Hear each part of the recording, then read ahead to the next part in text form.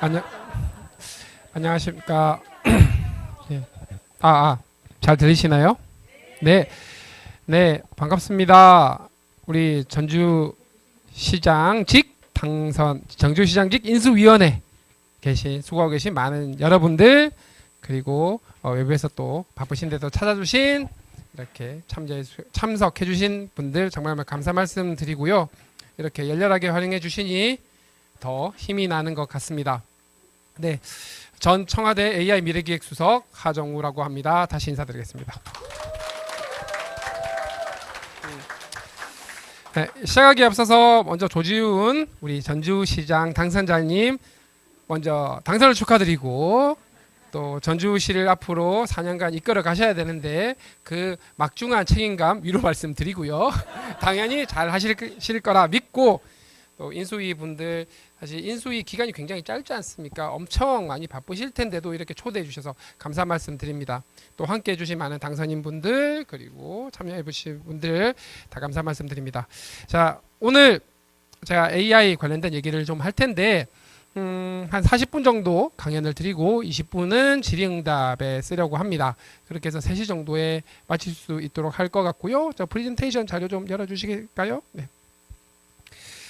전반적으로 앞부분에서는 AI에 대한 기본 개념들, 그리고 글로벌에서 어떤 형태로 최근에 경향이 흘러가고 있는지 얘기를 좀 드리고, 그럼 우리나라는 정말 잘하고 있나? 이런 얘기를 살짝 짚고, 뒤로 넘어가면은 전주와 전북에 대한 AI 전환에 대한 얘기를 좀 넣어보려고 합니다. 그래서 제목을 뽑아봤는데 AI 시대의 전주는 어떤 역할을 해야 하는가? 결국 관광을 포함한, 물론 산업도 많이 있긴 한데 일반적인 다른 지역에서 인식되는 기준으로 보면은 뭐 전통이 살아있는 도시라는 인식이 있었는데, 이제는 그걸 넘어서서 산업 AI 부분에 있어서 사실 산업 AI에서는 믿고 쓸 수 있는 신뢰성이 되게 중요하거든요. 산업 AI 하면은 소프트웨어적인 부분들도 있지만 로봇들이 막 탑재가 돼서 자동화를 할 텐데, 이 로봇들이 사고를 치면 안 되지 않습니까? 그래서 그런 것들을 고려했을 때 이 신뢰성 그리고 안정성이 매우 중요한데, 최근에 제가 뉴스를 봤을 때 전주시가 TTA 이쪽과 함께 그 AI 신뢰 허브 요것과 관련한 사업을 수주를 해서 진행하는 걸 얘기를 들었습니다. 그래서 그게 어떻게 산업 AI 전환과 연계될 수 있는지 이런 부분들 말씀을 좀 드릴 거고, 그리고 전주시뿐만 아니라 사실 AI에서의 핵심은 연결입니다. 그래서 전주뿐만 아니라 인근 도시에 있는 전북의 많은 도시들과 어떻게 연계해서 시너지를 낼 것인가 하는 부분들도 함께 설명드리려고 합니다. 자, 넘어가겠습니다. 소개는 패스하겠습니다. 그리고 말씀드리지만 저는 연구자가 기본이다 라는 말씀드리고, 지금도 여전히 연구를 하고 있다. 물론 연구에 쓸 시간이 별로 없어서 그렇지 연구를 하고 있다는 말씀드립니다. 인공지능이 뭔지 짧게 짚고 넘어가겠습니다. 사실 인공지능이라는 용어 자체가 나온 지는 상당히 오래됐습니다. 거의 80년 가까이 되어 가는데, 이 인공지능이라고 하는 건 결국 사람의 지능을 어떻게 만들어 볼 거냐, 사람이 필요해서 만들어 볼 거냐에서 나옵니다. 그래서 사람들이 살아가기 위해서, 생존을 위해서 하는 여러 가지 보고 느끼고 그다음에 막 생각해서 추론하고, 그렇게 해서 식량을 얻고 그다음에 무서운 짐승들을 피하고, 이런 많은 활동들이 다 지능활동이라고 할 수 있는데, 이런 것들은 자연지능이라고 얘기를 하죠. 근데 인공지능은 자연적으로 주어진 지능이 아니라 사람이 임의로 만들어낸 겁니다. 사람들의 지능활동을 실행할 수 있는 걸 사람이 만들어냈는데, 예전에는 사람들이 많은 지식과 규칙을 다 모아가지고 한 군데 넣어서 인공지능을 만들 수 있다라고 생각했던 시절이 있었어요. 실제로 그런 연구도 많이 있었고, 근데 해보니까 문제가 많아서 최근에 어떤 쪽으로 넘어오냐면, 수많은 데이터들이 쌓여 있으면 이 데이터들을 잘 이렇게 그 특징이라든가 어떤 패턴이라든가 경향이란 것들을 잘 AI가 스스로 공부를 시킬 수 있도록 하면 이 아이가 똑똑해지지 않을까 하는 방법들을 만들어서 계속해서 발전을 해왔는데, 요즘 여러분들이 쓰시는 챗GPT든 제미나이든 이런 기술들은 다 이런 것들을 기반으로 한다라고 보시면 됩니다. 그래서 이게 나온 것처럼 원래는 앞에 데이터를 빼고 보고 판단하고 말하고 실행하는 것들이 다 사람이 하는 행동들이잖아요. 그거를 사람이 직접 만든 기술이 인공지능인데, 앞에 데이터가 붙은 건 최근에는 저 모든 것들을 데이터를 중심으로 해서 만들어내고 있다라는 겁니다. 그래서 데이터가 중요하다라는 말씀 드리는 거고요. 그러면 왜 갑자기 사실 이제는 시간이 좀 지나서 한 엄청 똑똑해진 게 3, 4년 챗GPT 기준으로 하면 2022년 11월에 나왔으니까 벌써 4년이 다 돼 갑니다. 갑자기 어떻게 이렇게 똑똑해졌나? 예전에는 이렇게 똑똑하지 않았는데 제가 2018년 말까지만 해도 어떤 생각을 했냐면 저는 현역 연구자, AI 연구자인데도 불구하고 제 생에 사람이랑 대화하듯이 그 어떤 주제에 대해서도 마킹 없이 정말 자연스럽게 대화할 수 있는 인공지능은 안 나올 것 같다 라고 생각을 할 정도였어요. 그때 기술 기준으로. 그런데 2019년에 GPT-3도 아니고 GPT-2가 나오면서 아닐 수도 있겠는데? 라는 생각이 들었고 2020년에 여름에 GPT-3 나오고 그 이후로 챗GPT 나오고 나서는 하나를 깨달았습니다. 적어도 인공지능 연구하는 사람들은 함부로 된다 안 된다 말하지 말자. 무슨 일이 날지 모른다. 이렇게 됐고 그만큼 기술 발전 속도가 빠릅니다. 왜 이렇게 갑자기 똑똑해졌냐? 첫 번째는 데이터 양이 엄청나게 많이 늘었다입니다. 인터넷을 중심으로 많은 사람들이 데이터를 직접 쓰지 않습니까? 글도 쓰고 포스팅도 하고 사진도 올리고 영상도 올리고 거기에 댓글도 달고 그런 것들이 모두 인공지능이 공부할 데이터가 되는 거예요. 뭐 뉴스 같은 데이터도 당연히 있는 거고요. 이거를 쓸 수 있다 없다 저작권을 챙겨야 된다 안 챙겨야 된다와는 별개 문제입니다. 두 번째는 저 많은 데이터들 가지고 인공지능을 공부시키는 데 필요한 하드웨어, 컴퓨팅 파워, 메모리라든가 계산하는 하드웨어인 CPU나 GPU 이런 기술들이 굉장히 많이 좋아졌다라는 겁니다. 지금 우리가 챗GPT를 만드는 데 쓰이는 알고리즘의 원천은 1980년대로 거슬러 올라가는데 왜 그때는 안 되다가 지금 되느냐? 이 챗GPT를 만드는 데 사용되는 모델 구조 혹은 알고리즘은 그때 당시 기준으로 보면 두 가지 단점이 있었습니다. 첫 번째, 많은 데이터가 있어야 좀 똑똑하게 동작한다. 두 번째, 그 모델에다가 그 AI에다가 많은 데이터를 넣으려면 계산을 엄청 많이 해야 되는데 1980년대, 90년대 컴퓨터 수준으로는 어림도 없었다. 근데 컴퓨팅 파워가 굉장히 좋아졌고 데이터가 많이 늘었음에도 불구하고 계산하는 이 컴퓨팅 파워 하드웨어가 워낙 좋아지다 보니까 그 벽이 깨져버린 거예요. 그러면서 지금처럼 엄청 똑똑한 AI가 나온 거고요. 근데 거기서 끝이 아니라 이제 큰 기업들 입장에서 보면 이게 굉장히 중요합니다. 챗GPT가 나오자마자 공짜로 풀렸고 지금도 돈을 내는 서비스가 있지만 돈 안 내고 쓰게 하는 서비스가 있죠. 왜 돈을 안 내게 하는가? 이 운영하는데 돈 많이 들어가거든요. 사용자 피드백입니다. 쓴 글에 대해서 어느 글이 더 나은지 자꾸 물어봐요. 그리고 이게 제대로 된 글인지 아닌지 물어봅니다. 그 물어본 답을 계속 학습에 또 써먹는 거예요. 그래서 사람의 지식들이 자연스럽게 서비스 제공하면서 녹아들도록 하는 그 데이터를 엄청 많이 모으고 있고 그 데이터를 많이 모은 데일수록 더 똑똑한 AI를 만들 수가 있습니다. 그래서 플랫폼 기업이 유리한 거예요. 그래서 그리고 뭐 마지막은 당연히 연구 개발을 많이 해서 뭐 어떤 알고리즘들이 좋아졌기 때문 트랜스포머라고 하는 모델의 등장 그리고 그 이후에 훨씬 더 효율적으로 인공지능을 가르칠 수 있는 이런 기법들의 등장 이런 것들이 있고요. 그걸 통해서 굉장히 똑똑해졌는데 사실 그 기제에 하나가 더 있습니다. 그건 공개된 오픈된 생태계입니다. 과거에도 많은 연구 분야들이 있었지만 이 오픈된 공개된 생태계를 통해서 얼마나 빠르게 발전할 수 있는지를 보여준 사례가 운영체제에서의 유닉스와 리눅스의 싸움이었어요. 리눅스가 압도적으로 이겼죠. 왜냐하면 전 세계에 관심 있는 사람들이 다 달라붙어서 훨씬 더 빠른 속도로 문제점을 개선해 나가면서 성장을 했거든요. 지금의 주류가 된 AI 기술 또한 똑같아서 그들이 열심히 만든 저기 적혀있는 알고리즘 같은 것들을 모두 다 오픈소스로 풀어버립니다. 그럼 관심 있는 사람들은 그 오픈소스 공개되어 있는 걸 가져다가 조금 더 계산을 하고 다시 또 공개를 하는 거예요. 그리고 자기가 AI 연구를 어떻게 했는지를 전부 다 논문이나 글로 써가지고 다 공개를 합니다. 돈 안 내도 볼 수 있게 공개를 해요. 그게 아카이브라고 하는 곳입니다. 소스 코드는 GitHub에 올리기도 하고 요즘에는 모델까지 포함해서 허깅베이스에 올리고 관심 있는 사람들 또 가져다가 더 계산하고 더 계산하고 전 세계 수억 명이 달라붙어서 발전시키는데 얼마나 빠르게 발전되겠습니까? 그래서 이렇게 빠르게 성장할 수 있었는데 요즘은 약간 분위기가 바뀌는 것 같습니다. AI가 너무 똑똑해지다 보니까 돈이 되기 시작하니 약간 이제 걸어 잠그는 느낌이 조금씩 들기 시작했어요. 그 이전까지는 사실 당장 돈이 안 되기 때문에 수준을 높이는 데 집중을 했고, 이제는 기업들이 아주 좋은 것들은 살짝 걸어 잠그고 그래도 쓸만한 것들은 전반적인 파이 키우기 위해서 좀 풀어주고 하는 전략을 취하고 있다고 보시면 됩니다. 특히 미국 중심으로. 중국은 좀 입장이 다릅니다.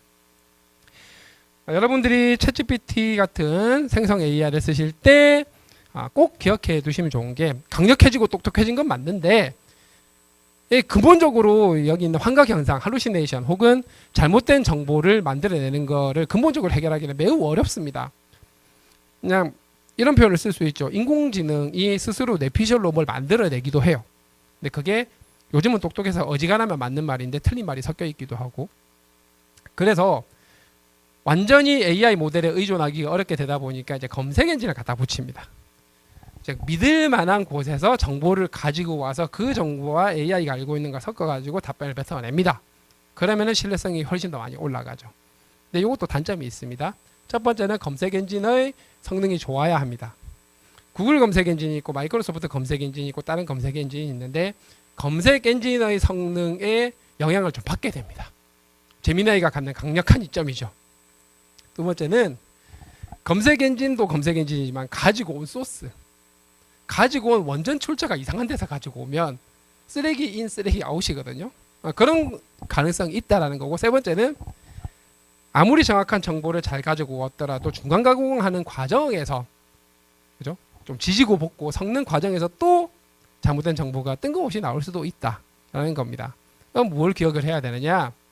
우리가 정말 친한 친구나 가족들의 말도 100% 믿는 건 아니고 반신반의를 하는데 왜 인공지능이 뱉어낸 말을 무조건 믿느냐 이거죠. 그죠? 유튜브가 뱉어낸 말을 왜 100% 믿냐 이겁니다. 항상 어떤 의견이건 조금이라도 의심스럽다 싶으면 검증하는 절차가 필요하다. 인공지능 시대일수록 더 그렇다. 자, 사람들끼리 의사소통할 때는 잘못된 정보를 준 사람한테 뭐라 그러면 돼요. 인공지능한테 뭐라고 그러겠어요? 너 임마 왜 그랬어가 별로 의미가 없거든요. 그래서 항상 검증하는 그 습관을 가지셔야 한다라는 말씀드립니다. 용어 하나를 설명드리고 가고 싶습니다. 굉장히 중요한 개념인데 이 토큰이라고 하는 개념입니다. 제가 제주 강연 때 말씀드릴 때 쇼츠를 하다가 나온 게 있는데, 저도 회수권 쓰고 토큰 쓰던 시절에 살았다 보니까 토큰이라고 하면 연세 있으신 분들은 버스 내는 그 토큰 하고 생각하실 수 있는데요. 그거랑 비슷하다면 비슷하고 다르다면 다른 개념인데, 이 토큰이라고 하는 건 현존 인공지능들이 새 데이터 혹은 세상을 이해하는 가장 기본적인 조각 혹은 단위, 그리고 글을 쓰던 그림을 그리던 비디오를 만들던 혹은 로봇을 움직이게 하던 그런 결과물을 내뱉을 때 결과물을 만드는 기본 단위라고 생각을 하시면 됩니다. 우리는 한국어, 한글은 뭐 초성, 중성, 종성 이런 개념이 있지 않습니까? 기본 단위. 그게 인공지능에서는 토큰이라고 생각하시면 돼요. 그래서 사진 같은 경우는 이렇게 작은 사진 조각이 토큰이 될 수 있고, 음성 같은 경우는 음성 파형의 일부가 굉장히 짧은 시간에 파형이 일부가 토큰이 될 수 있고 뭐 이런 식이라고 보시면 됩니다. 그래서 그 어떤 외부의 입력이든 데이터 형태로 주어졌을 때 얘네들을 잘게 쫙 쪼개가지고 이해를 해서 나중에 그림을 그릴 때도 조각을 다다다다닥 붙여가지고 사진도 만들고 영상도 만들고 로봇들의 행동도 만들고 이렇게 한다고 보시면 됩니다. 그래서 기본 단위가 토큰이다. 인공지능에게는 이게 중요하고요. 최근에 젠슨왕이 한국에 방문해서 우리는 AI 팩토리를 전 세계 AI 팩토리 사업을 할 건데 한국이 가장 중요한 파트너입니다라고 얘기를 합니다. 그러면서 얘기를 한 게 AI 팩토리인데 도대체 저 AI 팩토리의 개념은 뭐냐? 자, 팩토리는 우리 공장이지 않습니까? 공장. 공장은 원료들이 들어가면 물건을 만들어내는 곳이 공장입니다. 그럼 AI 팩토리는 크게 두 가지 의미가 있습니다. 과거에는 공장에다가 AI나 로봇을 도입한 자동화된 공장, 뭐 스마트 팩토리 같은 개념으로 쓰였는데 젠슨왕이 얘기한 건 그 개념이 아니에요. 공장은 공장인데 인공지능을 제품으로 만들어내는 공장이라는 뜻이고요. 조금 더 구체적으로 들어가면 공장은 원료가 있고 제품이 있을 텐데 원료가 전기, 용수 이건 똑같죠. 일반적인 공장 똑같습니다. 근데 거기에 GPU와 같은 하드웨어, 뭐 메모리 포함해서 그리고 많은 데이터들입니다. 얘네들이 공장이 되고 저 공장에서 뱉어내는 건 토큰입니다. 즉 지능을 상품으로 계속 뱉어내는 공장이라고 생각을 하시면 돼요. 그리고 그 지능은 글자 혹은 언어일 수도 있고 사진일 수도 있고 영상일 수도 있고 혹은 로봇을 움직이게 하는 명령일 수도 있습니다. 우리도 공장이 신발 만드는 공장이 있고 그죠? 스마트폰 만드는 공장이 있고 다 다르듯이. 그래서 앞으로 강대국이 될 나라는 저런 지능 조각을 만들어낼 수 있는 공장을 강력한 공장을 많이 가진 나라. 그리고 저 지능 조각마다 부가가치가 조금씩 달라요. 비싼 토큰, 가치가 비싼 토큰, 가치가 좀 싼 토큰, 뭐 여러 가지가 있겠죠. 그런 부가가치가 높은 토큰을 만들어내는 공장이 많은 나라가 강대국이 될 가능성이 높고, 왜냐하면 다른 나라들에서 저 공장 제품을 사다 쓰게 될 거니까요. 마치 우리가 물건 수출 수입하듯이. 그리고 그 공장의 껍데기는 데이터 센터가 그 역할을 하게 된다는 겁니다. 그래서 데이터 센터가 매우 중요하다는 거죠. 그래서 이런 그림이 되는 겁니다. 한국이 전 세계 강대국이 되기 위해서는 이런 토큰 팩토리 혹은 AI 팩토리, 강력한 AI 팩토리를 최대한 많이 만들어야 되고, 그 형태는 AI 데이터 센터가 될 텐데, 이 토큰 팩토리를 만들려면 충분한 에너지를 공급할 수 있어야 하고, 전력액입니다. 충분한 용수를 공급할 수 있어야 되고, 그리고 부가가치가 높은 저기 있는 지능 토큰들을 만들어낼 수 있는 공장을 만들어야 된다는 겁니다. 마치 중화학공업 공장과 신발 공장, 경공업이 다르듯이 그런 개념이라고 보시면 돼요. 그런 공장들이 우리나라에서만 만들 수 있는 토큰 팩토리들이 많이 있으면 전 세계에서도 우리 공장에서, 우리 팩토리에서 나오는 지능들을 막 가져다가 수입해서 자기네들의 어떤 산업 AI 전환에도 쓸 수 있을 거고, 또 다른 AI 생태계를 만드는 데도 쓸 수 있을 거고, 이렇게 할 수 있겠죠. 저 목표를 가진 게 우리만 있는 게 아니고 미국도 그렇게 하고 싶어 하고 중국도 그렇게 하고 싶어 하고, 심지어 UAE에 있는 G42도 이거 하겠다라고 선언을 하고 있는 거예요. 그래서 지금 이걸 뭐 거의 속도전으로 달리고 있는데 상당히 많은 자본과 기술, 인재가 들어가는 사업인데, 그럼에도 불구하고 우리가 포지션을 잡을 수 있어야 되는 겁니다. 자, 그리고 또 하나가 이제 에이전트 얘기를 해야 되는데, 예전 챗봇 같은 경우면 물어보면 답하고 했지만, 이 에이전트라고 하는 건 사람 에이전트가 있죠. 뭐 계약을 대신해 준다거나 혹은 이렇게 운전을 대신해 준다거나, 이렇게 사람이 할 일을 대신해 주는 사람을 에이전트라고 얘기를 하는데, 에이전틱 AI는 AI인데 사람의 일을 대신 계획도 해주고 실행도 해주고 하는 겁니다.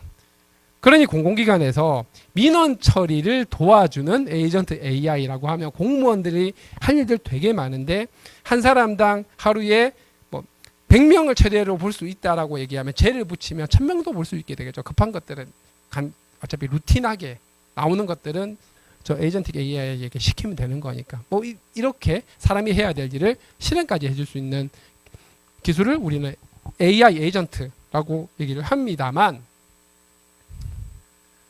그 AI 에이전트 혹은 에이전틱 AI가 소프트웨어만으로 있는 게 아니라 자동차라든가 드론이라든가 저기 있는 스마트팜처럼 아예 저 온실이라든가 로봇이라든가 이런 데 들어 두뇌로서 탑재가 되면 그때는 이제 피지컬 AI의 영역으로 가는 거예요. 몸체가 생기는 겁니다. 몸체가. 그래서 몸체가 있는 모든 기기에 AI가 탑재되면 걔네들은 다 피지컬 AI라고 보시면 돼요.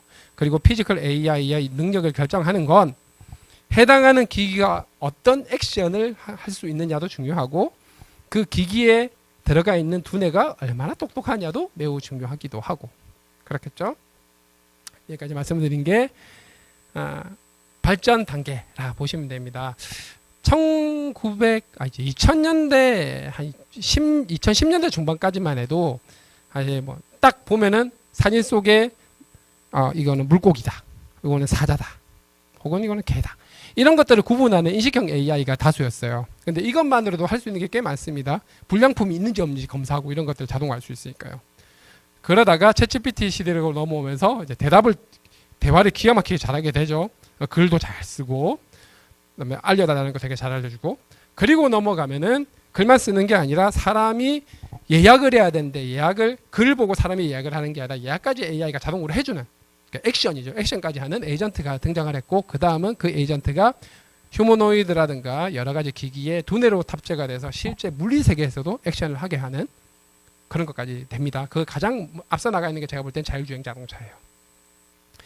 그리고 4단계에서 5단계의 가장 큰 차이는 특정 로봇 혼자가 아니고 여럿이 모여가지고 함께 액션을 하는 겁니다. 미션을 수행하는 거죠. 로봇 한 대가 아니라 로봇 11대가 같이 축구를 할 수도 있는 거고 로봇 수십 대가 물류 공장에서 사람들과 함께 일을 할 수도 있는 거고 근데 그때는 로봇들끼리 의사소통을 해야 돼요. 내가 이걸 할 테니 넌 이걸 해라.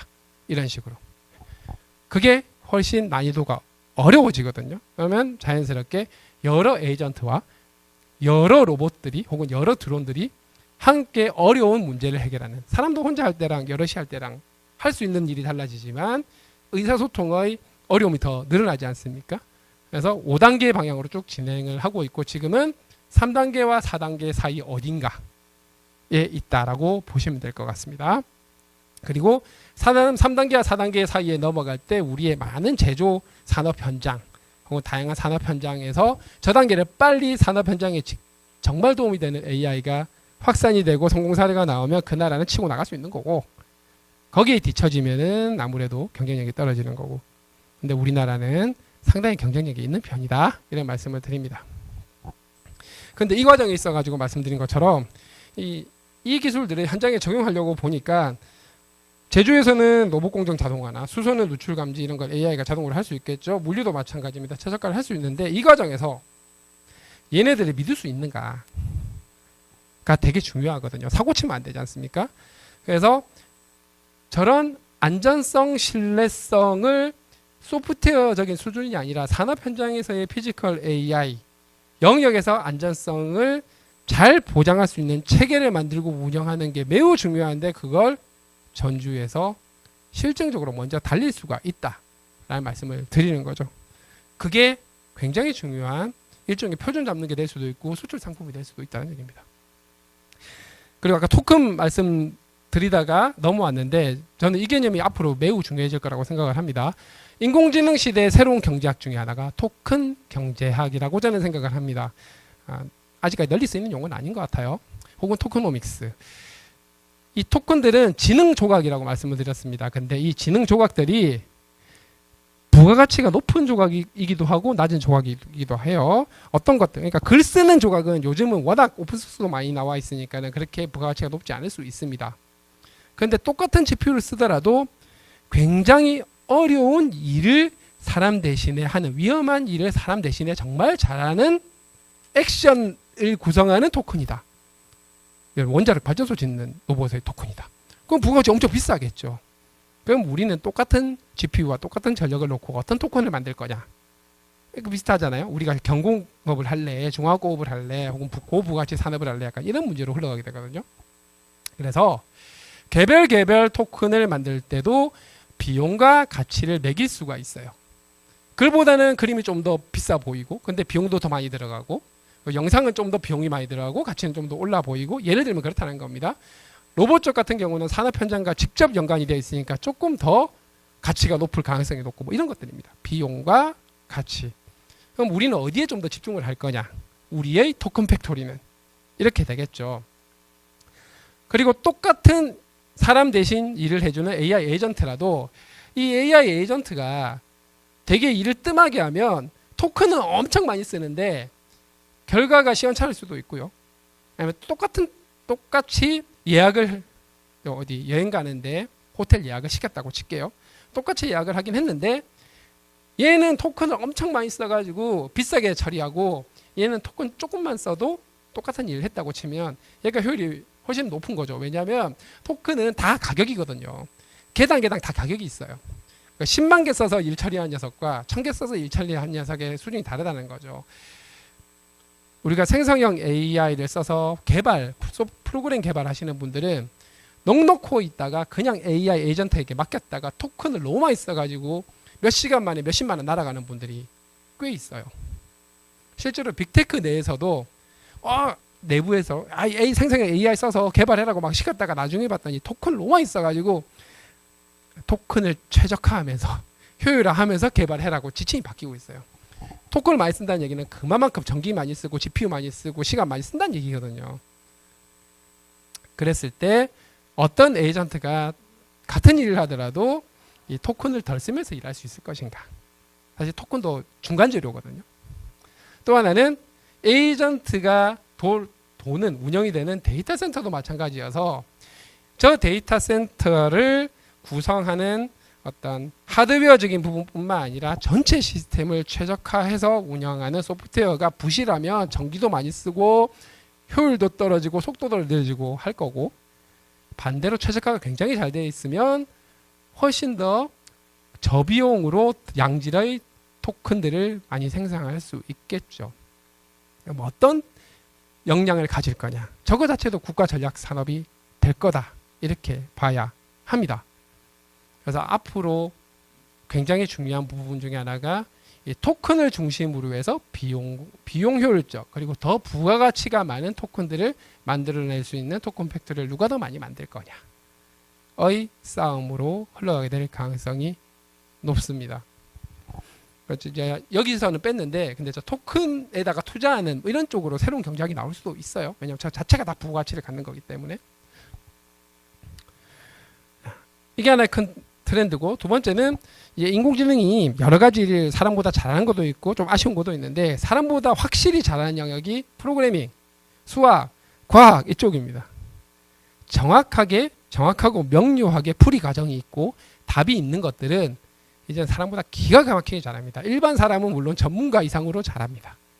그러면 우리는 저런 걸 잘하는 인공지능을 데리고 인공지능이 우리를 정복할 것인가 이런 고민할 게 아니라 쟤네들 데리고 무슨 일 시킬지를 고민해야 되는 거예요.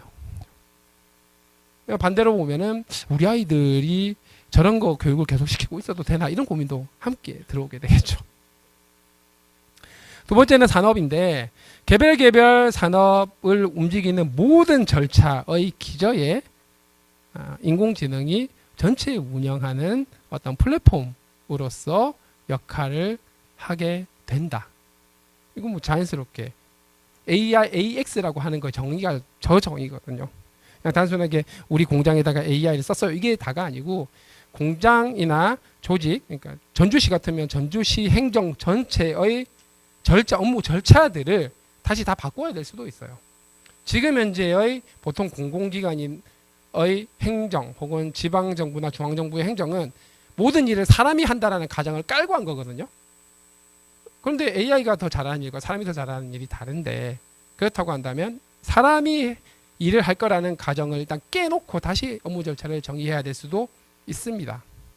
그런 것 중에 하나가 저는 인감증명이라고 생각해요. 요즘 같은 시대에 도대체 인감증명이 왜 필요합니까? 예전에야 이 사람이 그 사람인지를 증명할 방법이 없으니까 뭐 그렇다 치고, 그렇지 않습니까? 그래서 이런 과거에 있었던 걸 관상적으로 할 게 아니라 정말 필요한지에 대한 절차 정의부터 다시 해야 될 수 있다. 이렇게 똑똑해지고 강력해지니 당연히 국가 전략 자산화가 이루어지고 있고, 가장 단적인 예로 최근에 미국 행정부에서 엔스로픽, 오픈 AI와 양대 산맥이라고 하는 엔스로픽의 가장 강력한 모델인 미소스5와 페이블5를 수출 통제를 시켜버렸어요. 미국인 와에는 쓰지 마세요. 그냥 외국인들 쓸 생각하지 마세요. 너무 강력하니까. 이유는 뭐 미국의 국가안보 이러고 있는데, 최근에 또 트럼프 분이 약간 뉘앙스가 바뀌긴 하던데, 언제든지 이런 일이 생길 수 있는 거예요. 엄청 강력한 AI는 못 쓰게 할 거다라는 거예요. 자기 나라를 빼놓고 나면. 그러면 그때 우리 스스로 어느 정도 뭔가 대책이 없으면, 그래서 기술 종속이 되어 있으면 그 다음부터는 답이 안 나온다는 겁니다. 식민지가 별겁니까? 이렇게 되는 게 식민지죠, 사실.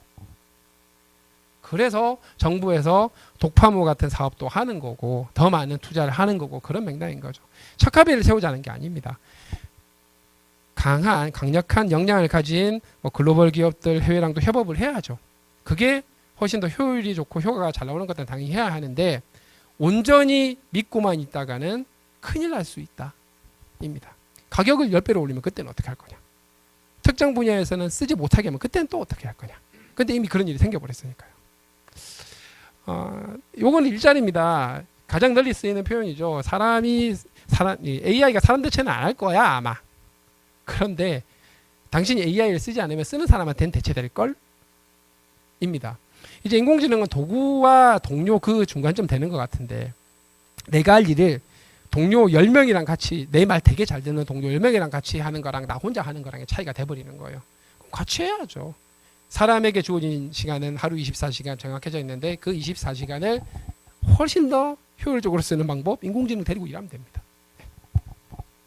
그래서 인공지능을 쓰는 사람에게 대체되지 않으려면 인공지능을 쓰시면 됩니다.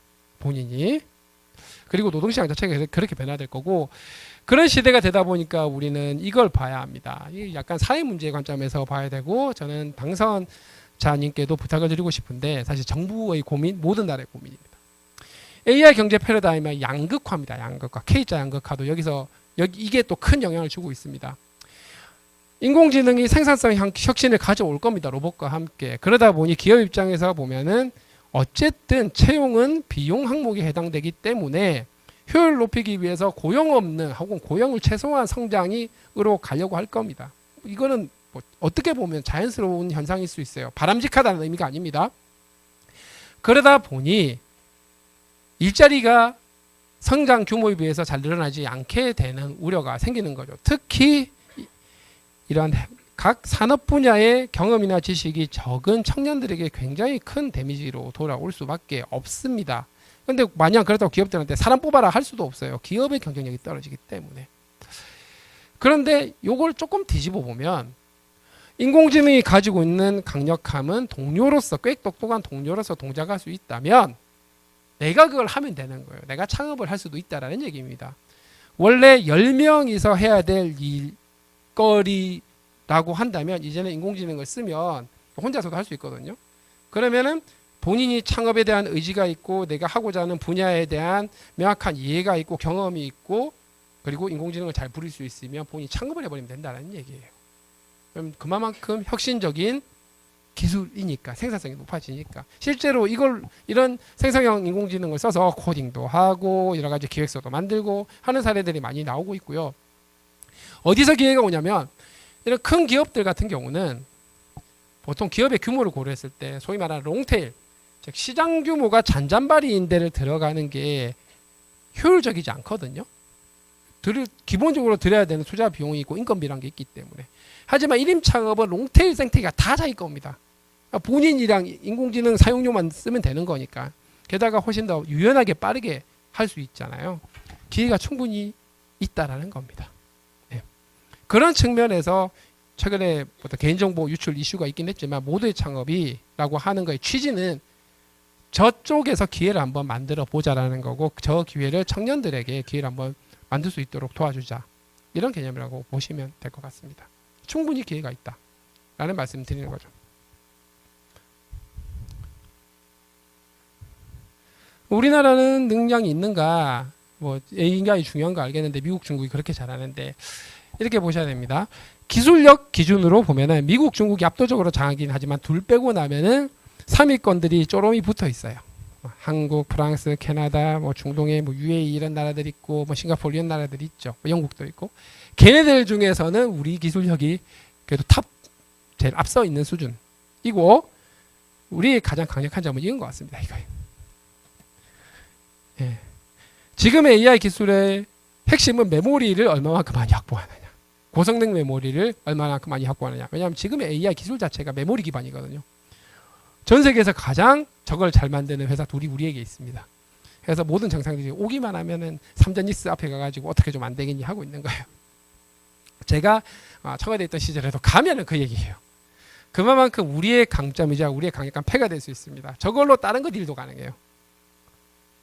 그리고 우리에게는 피지컬 AI 시대에 필요한 산업, 제조 산업이 있습니다. 꽤 산업 현장의 로봇 확산도 꽤 많이 되어 있고 데이터를 축적할 수 있는 환경도 꽤 잘 되어 있는 편이고 물론 중소 중견기업들의 환경은 아직 녹록하지 않지만 이거를 정부와 지방정부 그리고 기업들이 함께 노력을 좀 하면은 다른 어떤 나라보다 빠르게 달릴 수 있다라는 얘기예요. 그걸 한번 해보면 충분히 경쟁을 해볼 수 있다. 그래서 젠슨항이 우리나라를 피지컬 AI 파트너라고 삼은 겁니다. 기업 대표들은 기본적으로 아주 현실적이고 경제적인 관점에서 판단을 하는데 그런 사람이 왜 이런 걸 판단하겠어요? 물론 GPU를 팔기 위해 메모리를 사기 위해일 수도 있긴 한데 GPU 수요량은 다른 데가 훨씬 더 많아요. 근데 피지컬 AI 관점에서 보면 중국 아니면 우리나라가 가장 앞서 나가는데 중국은 잘못했다가 회사가 괴로우니까 우리나라에게 찬스가 있다는 거죠. 그리고 또 하나는 전반적으로 이렇게 순위가 쭉 나오는데 인프라 연구, 운영 환경, 산업 현장 하려까지는 썩 나쁘지 않은데 이제 인재 부족하고 민간 투자가 부족한 것들이 아쉬움이 있다. 그래서 우리가 대충 전 세계 작년 말 기준 5위 정도 되는 거죠. 어떤 조사를 보더라도 3위에서 7, 8위 사이를 오락가락 하는데 제가 볼 때는 이 정도 순위가 맞아 보입니다. 그러면 민간 투자가 왜 적을까? 뭐 시장 크기 차이는 있는데 싱가포르 왜 많은데? 이거죠. 결국 그런 민간 투자를 더 활성화를 시키기 위한 걸 정부가 좀 더 챙겨야 된다는 얘기입니다. 정책적인 걸 넘어서서. 인재 같은 경우도 마찬가지.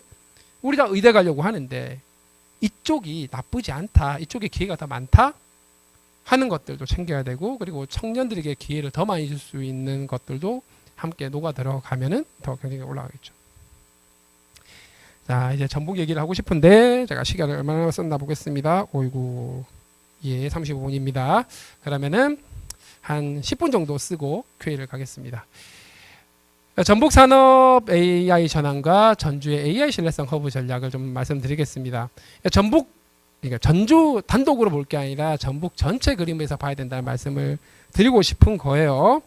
최종 목표는 산업 AI 전환 그리고 청년 산업 그리고 이거 좋은 인재들을 모으게 하기 위한 정주 여건 얘네들 다 결합해야 독보적으로 AI 시대에 전주가 치고 나갈 수 있다는 말씀을 드린 거고요. 왜 산업 AI 전환인가? 이거는 제가 강조드리지 않아도 될 것 같습니다. 그냥 이거 안 하면 그냥 산업이 다 경쟁력이 낮아질 수밖에 없다는 얘기고요.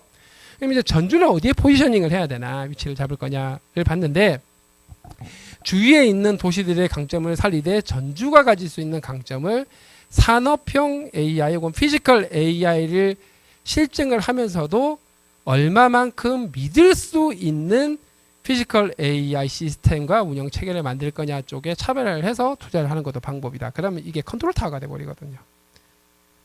제어를 하고 평가를 하고 관리를 하고 할 수 있는 거죠. 전북 전체 경우에 따라서 대한민국 전체로 갈 수 있습니다. 그걸 하기 위한 기본 사업은 이미 출발했으니까 뉴스를 해서 확인을 해보니까. 근데 AI 신뢰성 센터를 만들 때 이미 국가 단위에서는 인공지능 안전연구소 AC라고 얘기를 합니다. AI Safety Institute인데 여기 판교에 있어요. 애트리 산하로. 여기는 전반적인 범용 AI의 신뢰성, 안정성을 관리하는 거라면 겹치게 할 필요가 없어요. 전주는 산업형 AI 로봇을 얼마나 신뢰성 있고 안정적이게 운영하고 평가하고 관리할 것인가 쪽으로 드라이브를 걸고 그걸로 전 세계 표준 혹은 수출 상품까지 만들어버리면 된다는 얘기입니다. 역할이 나뉘게 되는 거죠.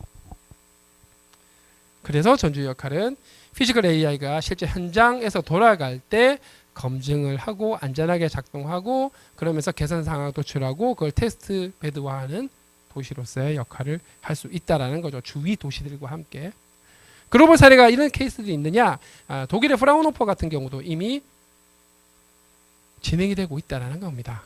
제조 AI 로봇 안전 응용 연구하는 프라운호퍼라고 하는 국가 연구소에서 하는데 중소 중견 기업들이랑 여기다가 컨설팅도 해주고 실증도 해주고 하는 구조가 이미 돌아가고 있어요.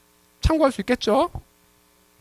자, 다음 미국도 피츠버그의 암 인스티튜트가 저런 비슷한 역할을 하고 있습니다. 마찬가지 여기 RX는 로봇 트랜스포메이션, X는 다 트랜스포메이션 전환이라고 보시면 됩니다. 동일하게 저기도 참고할 수 있다. 싱가포르의 AA 베리파이어.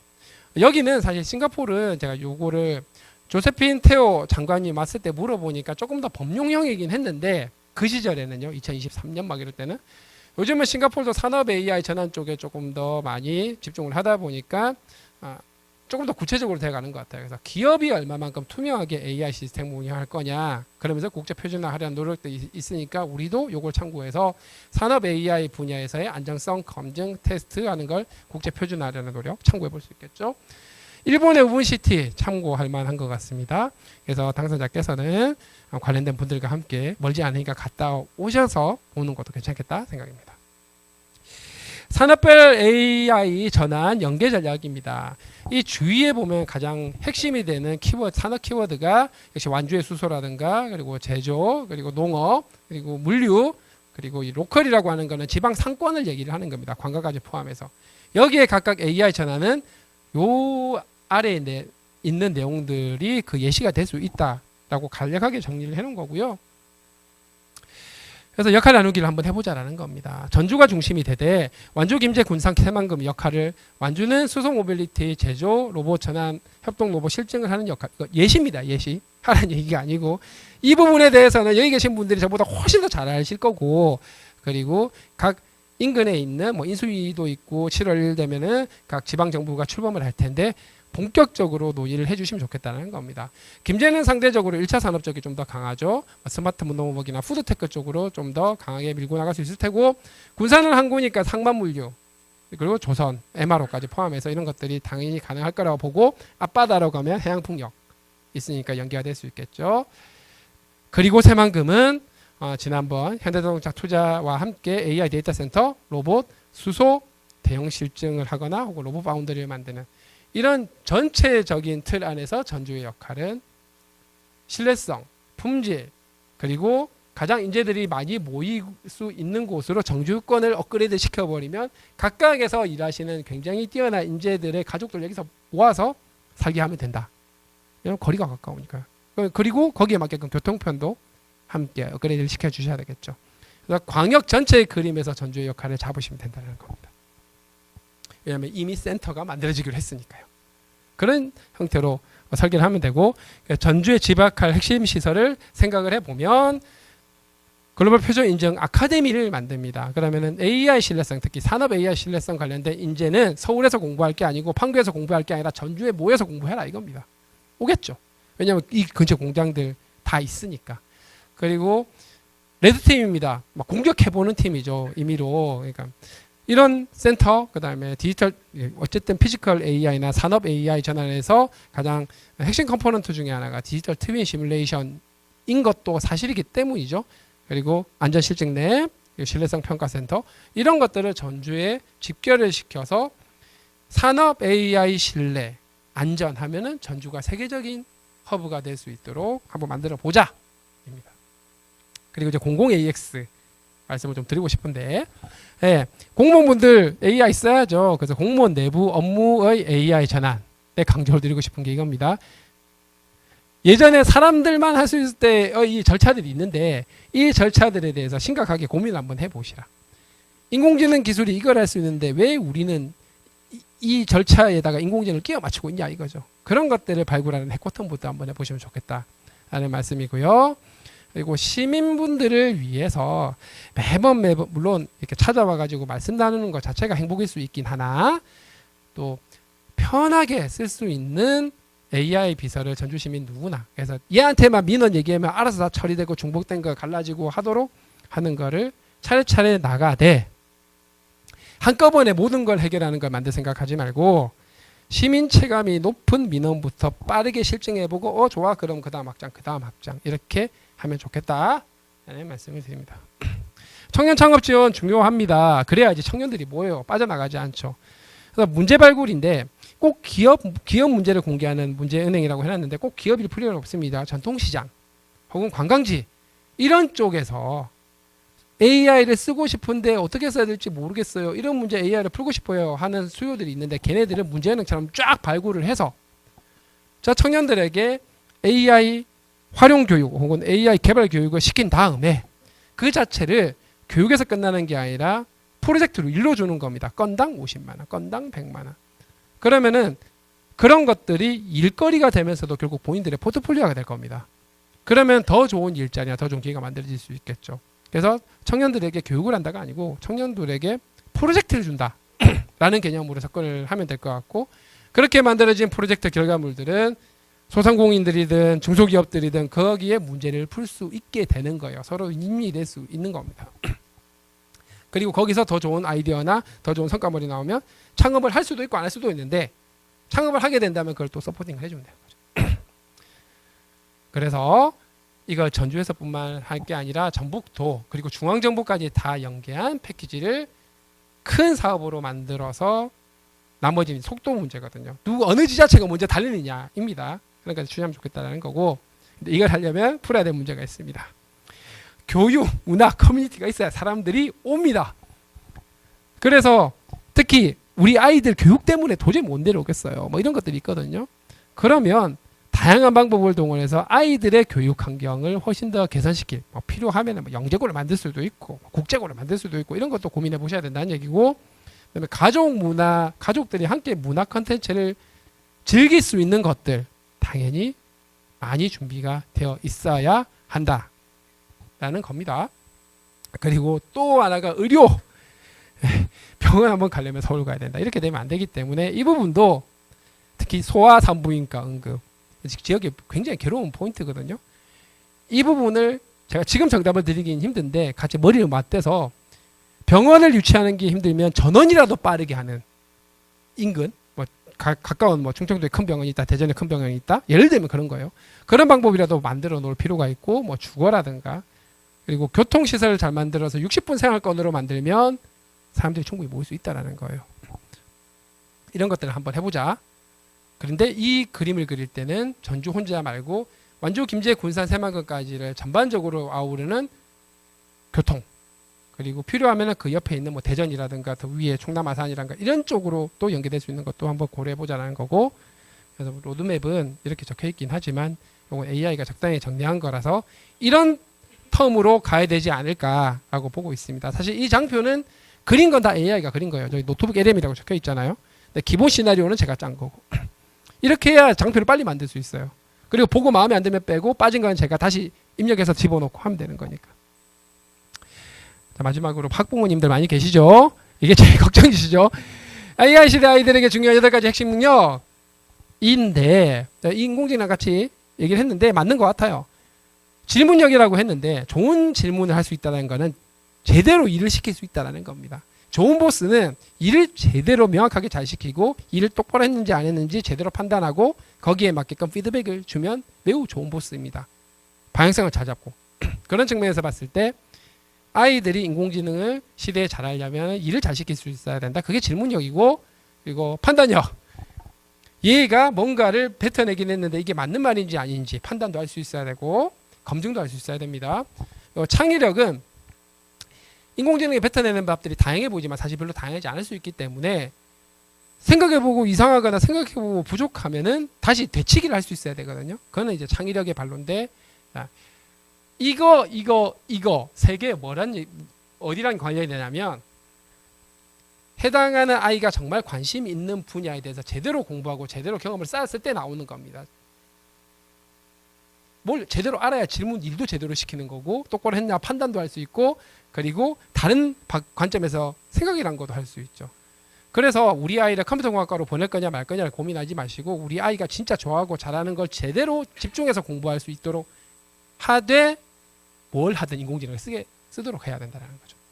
나머지 뭐 데이터 기반이니까 데이터 감각 당연한 거고, 컴퓨팅 사고 같은 경우도 인공지능의 생각하는 사고 절차 자체가 컴퓨팅적으로 단계별로 나누어서 해결하는 형태니까 저건 좀 필요한 거고, 그리고 협업 공감, 어차피 사람 간의 관계가 단절되지는 않거든요. 그래서 인공지능 혹은 시스템만 잘 쓰면 된다, 그렇지 않습니다. 그리고 이게 우리가 소셜 미디어 때도 그렇고 인터넷 때도 그랬는데 이거 없으면 난장판 됩니다. 그래서 윤리의식 함께, 이게 남에게도 피해를 줄 수 있다는 거. 그리고 저는 8번째 적극성도 되게 중요하다고 생각하는데, 이렇게 강연을 듣고 책을 읽었어요. 근데 내가 안 해보면 아무것도 남지 않아요. 그래서 아이들도 이 새로운 거에 대해서 두려워하지 않고 열심히 시도를 하면서 시행착오를 겪어가면서 배워 나가는 것 자체가 중요하다, 이런 말씀을 드리는 거고, 그래서 외워서 될 일이 아니다. 스스로 질문하고 판단하고 적극적으로 도전하는 걸 계속해서 하도록 치열업을 해줘, 학교와 부모가 해줘야 된다라는 겁니다. 치열업 하는 방법은 여러 가지가 있죠. 이런 것들이 학교와 부모가 할 일이다라는 말씀으로 마무리하고, 특히 초등학생 아이를 둔 부모님들은 같이 쓰시기를 권장드립니다. 애한테 써라 그러면서 본인 안 쓰면 안 됩니다. 그죠? 이런 말씀으로 마무리하겠습니다. 네. 46분이라 15분 슬라시. 네, 있습니다. 감사합니다.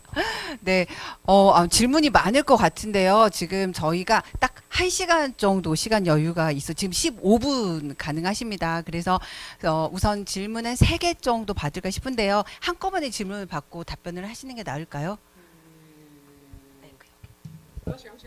하나씩 하겠습니다. 혹시 질문 네, 저희가 이렇게 메모지 하나를 저쪽에 놨는데 혹시 여기 적으신 분 계신가요? 적으신 분? 네, 없습니다. 그럼 1번으로 먼저 네, 질문 들어보도록 하겠습니다. 네, 먼저 우리 하정우 수석님, 그리고 이 자리를 아마 기획하신 것 같아요. 조지훈 전주시장 앞으로 네, 시장님, 네, 반갑습니다. 네, 안녕하십니까. 네, 저는 유교 문화의 끝자락을 살아본 지금 73세 되는 전주 시민 박선재입니다. 반갑습니다. 네, 오늘 참 여러 가지로 시대의 그 변화를 우리 하종우 수석님께서 많이 말씀을 해주셨는데요. 저 역시 가만히 말씀을 들어보니까 그 행정에서 그 관련된 그런 어떤 역할, 그 다음에 기업 쪽에서 어떤 필요한 그런 사항들로 주류가 된 것 같아요. 그래서 저는 그 개인적으로 이 시대를 살면서 이 AI라는 이 거대 이 물결 위에 저도 함께 하고 싶은데 그런 측면에서 좀 말씀이 부족한 것 같아서 어떻게 하면은 저 같은 사람도 그 대열에 같이 올라타서 그 AI라는 그 풍요를 한번 같이 누려볼까 그런 욕심이 생깁니다. 말씀 좀 부탁드립니다. 네, 네, 감사합니다. 일단 우리 아버님 카카오톡 쓰시죠? 네. 예. 질문을 하실 필요가 없으신 것 같은데요. 이미 상당히 많이 쓰고 계신데. 챗GPT와 이미 많은 대화를 나누고 계시고, 그리고 의견을 주고받고, 그리고 검증도 하시고 하는 사이에 이미 AI 분야에서 앞서 나가고 계시다. 저는 이런 말씀을 드리고 싶습니다. 네. 이미 워낙 잘하고 계셔가지고 더 많은 부분에 더 많은 주제에 대해서 AI와 대화를 나누셔도 좋고, 다만 그 과정에서 말씀드린 것처럼 저 아이가 이상한 얘기를 할 수도 있기 때문에 검증하고 비판적인 시각으로 계속해서 판단하시고 하는 것들을 많이 해주시면서 주위에 있는 친구분들께도 잘 이렇게 설명을 해주시면 좀 써봐라. 그러면은 이제 우리 시대를 앞서 나가는 선배님이 되실 수 있다 생각합니다. 그게 중요합니다. 네. 선도자가 되시는 겁니다. 감사합니다. 네. 네, 반갑습니다. 강연 잘 들었습니다. 저 AI 토큰에 대해서 좀 여쭤보려고 하는데요. 지금 말씀하신 것처럼 뭐 컴퓨팅 파워라든지 전력이라든지 뭐 첨단 기술이라든지 이런 것들이 이제 가치가 지금 기축되어 있고 또 이게 이제 저장되어 있지 않습니까? 저장되어 있는 게 실제로 이게 이제 경제 가치로 환원될 수 있게 교환도 하고 뭐 이런 지금 시점이지 않습니까? 이렇게 보면은 이게 비트코인이나 이더리움처럼 보면 이게 이제 금융 생태계 안으로도 결국 언젠가는 들어오겠다 이런 생각이 좀 들긴 하거든요. 그래서 이제 지금 현재 정부에서 이런 그 토큰의 거래나 그 저장 가치 뭐 교환 수단이나 이런 맥락에서 이 금융 산업의 금융 생태계 안에 인입될 수 있는 그런 그 가능성이라든지, 그리고 저희 전북과 전주가 금융 중심지 지정을 위해서 지금 굉장히 노력하고 있는데요. 그 관련해서 또 어떤 준비를 조금 선제적으로 해 나가야 되는지 좀 궁금하고 있습니다. 네, 궁금합니다. 네. 지금 기준으로 보면은 개별 토큰들이라고 하는 게 이 토큰을 만들어내는 모델이 어떤 모델이냐에 따라 가격이 여러 가지 가격제가 있지 않습니까?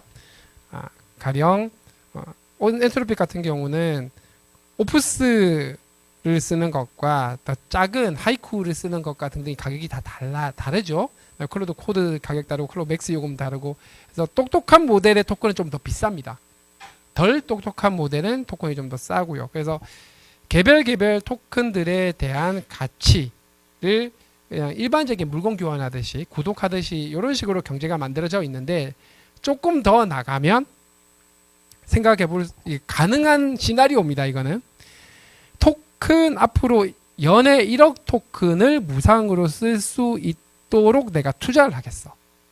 일종의 입도 선매 같은 거예요. 뭐랑 비슷하냐면 지금 구글이나 빅테크들은 앞으로 핵융합 에너지 혹은 SMR 에너지 전력을 투자해놓고 뭐 1기가와트를 그냥 내가 사겠다. 한 2030년부터 쓰겠다. 이런 식으로 투자를 하는 거거든요. 앞으로 만들어질 생성될 되게 똑똑한 토큰의 일정량을 내가 입도 선매를 할 건데 지금 투자로 넣어 놓을게요. 이런 투자 상품으로도 나올 가능성이 있어요. 그러면 이제 새로운 형태의 금융 생태계로 들어가겠죠.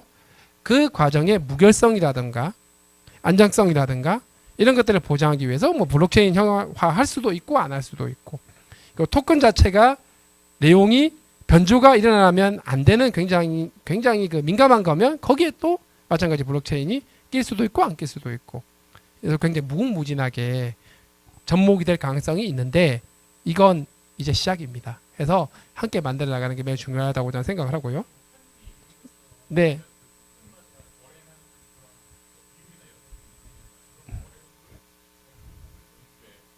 뭐 그런 아이디어도 네.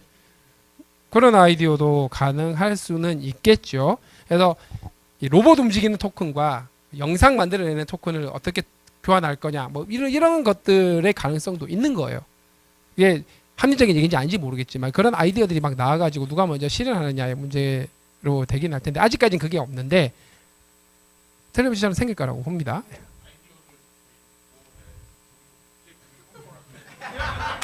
네. 네. 제가 금융 컨퍼런스에 말씀을 드릴 정도의 지식이 없어서 고민해 보겠습니다만은 오히려 금융하시는 분들 쪽에서 좀 여러 가지 아이디어를 많이 만들고 우리 샌드박스 같은 거 넣어서 실증도 좀 해보면서 좀 앞서 나갔으면 좋겠다는 바람은 있긴 합니다. 이게 합리적인 아이디어라는 생각이라기보다는 지금 저도 막 뱉어내는 거거든요. 근데 그런 방향으로 갈 수 있겠다. 지금의 토큰 이 경제학 관점에서 보면은 어제 비용이 들고 가치가 있는데 글자 토큰이랑 사진 토큰이랑 영상 토큰이랑 로봇 액션 토큰은 다르거든요. 가치가 들어가는 비용도 다릅니다. 그러면은 가치와 비용이 다를 때 어떤 걸 집중할 거냐 이런 경제적인 최적화 과정도 필요한 거고 그죠? 그래서 그런 걸 고려하면 금융과 연계될 수 있는 여지가 충분히 있어 보인다. 뭐 이렇게 생각을 하는 거죠. 네, 감사합니다. 굉장히 사심이 좀 깊은 질문이셨으면 다음 질문, 네, 앞에서 계속, 네, 두 분이서 가위바위보 하실래요? 네, 네, 네, 네, 연령순으로, 네, 그러면 저 부위원장님이 한동승, 예. 네, 부위원장님. 예. 오늘 그 강연 아주 감사드립니다. 그러니까 저희가 이제 인수위를 하면서 여러 가지 고민들 하고 있는 부분을 그러니까 쭉 스토리가 있게 이렇게 풀어주셔가지고 너무 감사드리고요. 그러니까 사실은 이제 저희가 이 인공지능 관련된 특별도시를 전주를 만들기 위해서 노력하면서 이제 몇 가지를 이제 생각을 하고 있습니다. 이제 그거는 모든 시민들이 인공지능을 공짜로 쓸 수 있게 하는 이런 부분들, 이제 그 부분은 지금 국가와 같이 결합하면 가능하지 않을까 생각을 하고 있고요. 이제 또 하나는 상당히 이제 어려운 부분이기도 한데요. 그러니까 우리 이제 전주 시민들의 여러 가지 경험들, 뭐 콘텐츠에 대한 능력, 크리에이티비티를 갖다 좀 이제 확보를 해서 이제 그런 부분을 자산화하는 부분에 대한 것들을 고민을 하고 있거든요. 그래서 우리 당선자님 같은 경우는 그렇게 이제 그걸 모아서 실제 이제 우리 시민들의 기본 소득을 확보할 수 있는 방안으로서 이제 어떤 문화적 자산도 있고 개인의 경험도 있고요. 뭐 우리 전주 같은 경우는 음식이 되게 유명하니까 개개인의 이제 집들에 있는 어떤 레시피들을 모아서 그걸 판매할 수 있게 해주고 이런 것들에 대한 고민들을 현재 많이 하고 있습니다. 그래서 어떤 의미로서는 지금 쭉 이렇게 산업적인 부분에 대해서 많이 말씀을 해주셨는데 우리 전주가 갖고 있는 문화적 자산, 역사적 자산, 어떤 이제 K컬처라고 하는 부분의 자산을 어떤 방식으로 이제 우리가 이제 자산화해서 그거를 소득까지 연결시킬 수 있는 이런 길을 갈 수 있을까에 대한 해안을 좀 주셨으면 하는 생각이 들어서 질문을 드립니다. 네, 그 모두의 AI, 그러니까 모든 시민분들이 AI 도구를 활용할 수 있도록 하는 건 국가 차원에서의 사업으로 진행이 되고 있으니까 같이 밸런스를 좀 맞추면 되게 좋을 것 같다는 생각이고, 그 과정에서 전주나 전북에 있는 도구를 만드는 스타트업들이 되게 아주 유용한 도구를 만들 수 있다면 또 새로운 기회가 될 수 있겠죠. 그게 레퍼런스가 되고 전주시청에서는 그거를 마중물로서 구매를 해주면서 매출이 일어나게 되고 기업 가치가 올라가게 되고 이런 사례가 나오면 좋겠다 싶고요.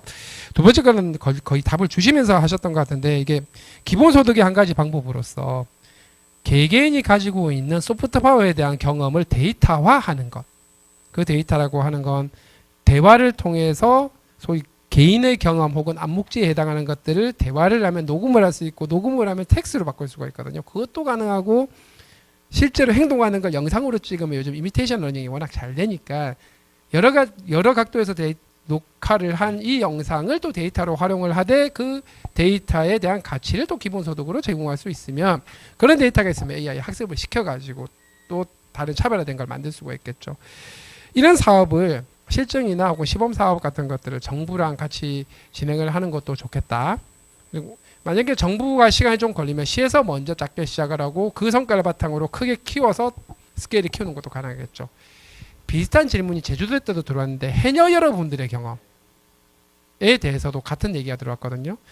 지역 지방마다 이런 고유의 소프트 파워들이 있는데 이 소프트 파워들을 데이터화하고 디지털화하고 나면 그 다음에 AI에 붙이는 건 조금 더 기술적으로 가능한 것들이니까 요런 거는 지자체에서 작게라도 빠르게 사업을 진행해 보면 어떨까.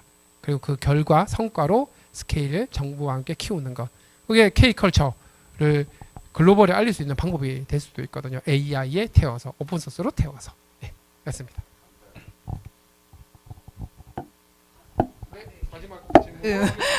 저를 계속 째려보고 있어가지고 안 시키면 안 될 것 같습니다. 저희 네 시정혁 씨 안녕하세요. 국과장님, 네, 안녕하세요. 시정혁신 분과장입니다. 저는 굉장히 직관적이고 굉장히 감동받는 발표 많이 배웠습니다. 근데 이제 어떤 걱정이 있냐면, 제가 이제 산업정책 쪽을 하다 보니까 판교 이하로 인재가 안 내려온다. 어떤 좋은 집을 만들어도. 그다음에 두 번째가 너네가 실증을 한다는데 실제 이제 심사를 가보면 전주가 실증하게 배후 지역에 로봇 산업이 있느냐, 혹은 전환할 산업단지가 있느냐라는 그런 고민들을 제가 이제 정책을 많이 우리 쪽에서 설득하려면 제일 어려웠습니다. 그럼에도 불구하고 저희가 이제 해답을 찾는 게 뭐였냐면, 규제자유 구역 같은 규제자유 구역을 선정하는 데 있어서 실증 쪽에 이제 기업하고 돈이 묶어서 내려오니까 그런 걸 해야 되는데, 그 중에 우리가 그나마 할 수 있는 부분이 안전재난이라고 계속 설득을 하고 있었는데, 말씀해 주셔가지고 더 용기 내서 소브린 AI 처음 말씀하실 때 그 외로움을 좀 이제 제가 극복할 수 있겠다 생각했습니다. 그럼에도 불구하고 오셨으니까 만일 안전재난, 특히 안전재난 디지털 트윈하고 엮을 수가 있거든요, 저희가. 그리고 행안부 사업도 지금 테크노파크에서 진행을 선정받아가지고 그 안전재난 하천 쪽으로 저희가 하고 있는데, 1번 안전재난의 세계적인 독일 사례처럼 세계적인 표준 시뮬레이션은 전주다라고 할 수 있기 위해서 타겟팅하는 인재는 뭐고, 특히 그런 인재들은 어떤 환경을 제공해야 내려오는지를 조금 말씀해 주시면 좋겠고, 그 다음에 이제 저희가 정책 설득을 하러 다닐 때 배후 지역에 그 기계산단이나 노후산단이 이제 기계 중심으로 돼 있는 피지컬 AI를 할 때 실증하기엔 너네가 좀 산단이 작지 않냐라는 걸 디펜스하기 위해 안전재난이나 특히 LX 그 국토정보원 같은 굉장히 좋은 공기업이 파트너십을 하고 있는데, 우리는 어떤 식으로 하면 좋겠는지 그냥 직관적인 아이디어 주시면 정말 소중하게 잘 설명하겠습니다. 감사합니다. 네, 질문 2개, 타겟 인재. 예. 박수 받을 만한 질문이었던 것 같습니다.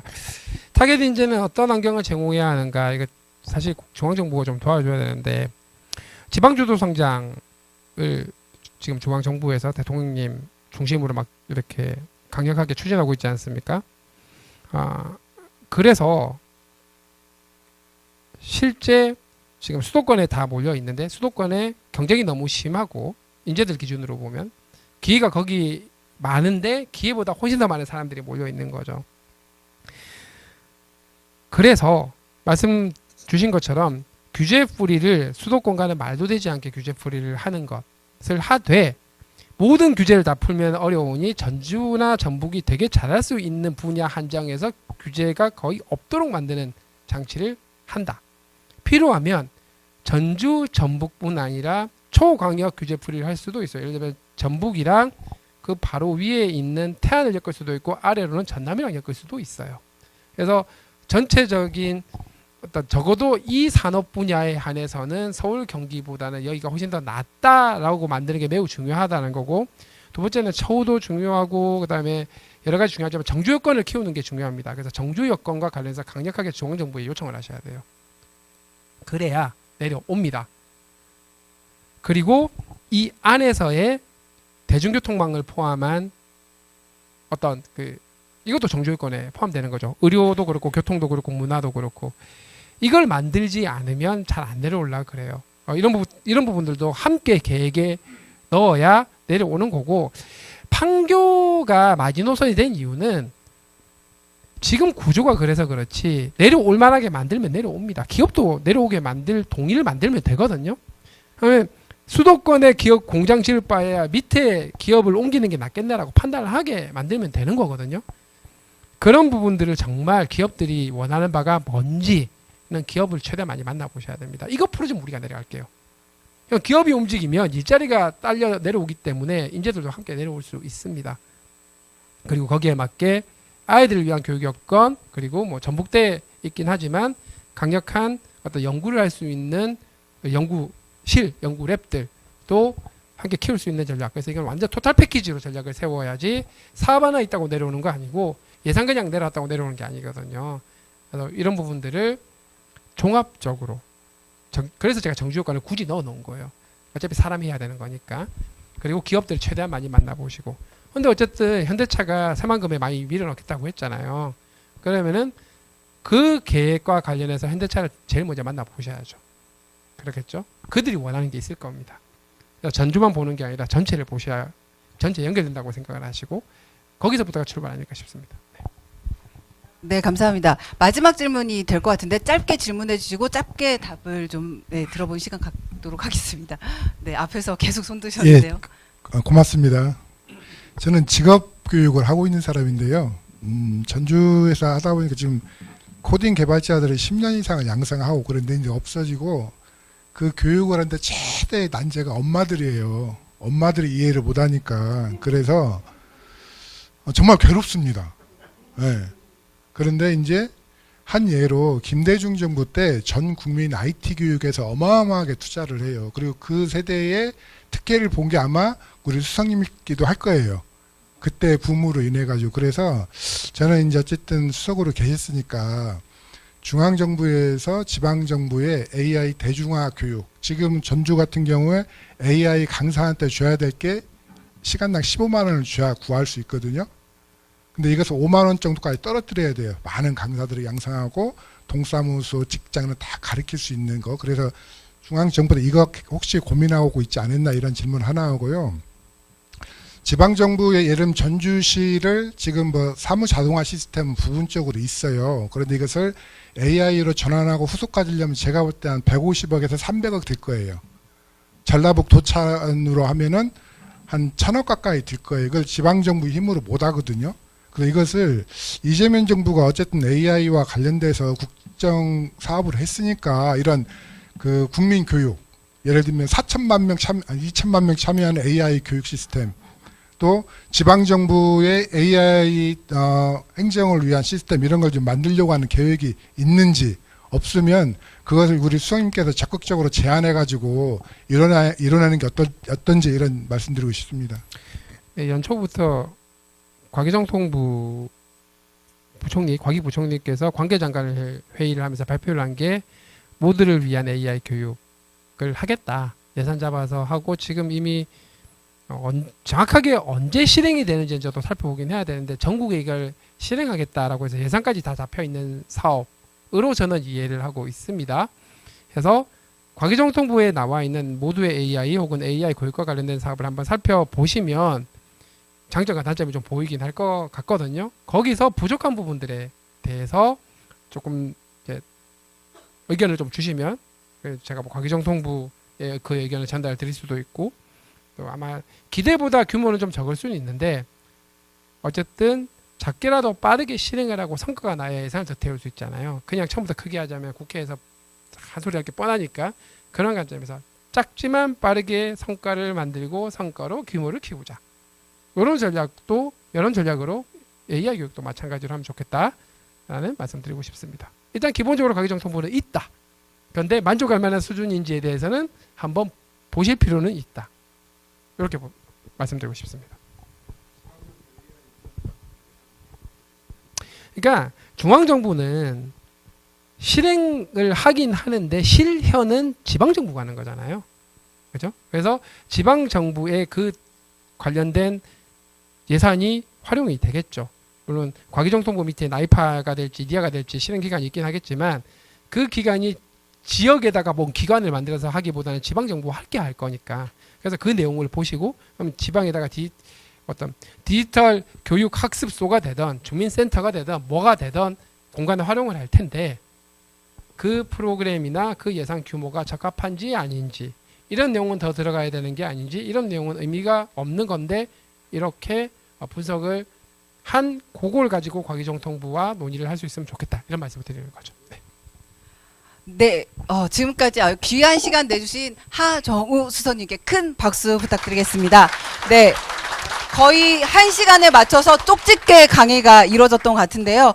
잠깐, 네, 마무리, 네, 저희 다 같이 여기서 이렇게 해서 한 시간 한번 찍을까요? 수석님 여기 앉아서, 네, 이쪽 옆으로 의자 하나만 여기 빨리 놔주시고요. 옆에 의자 하나만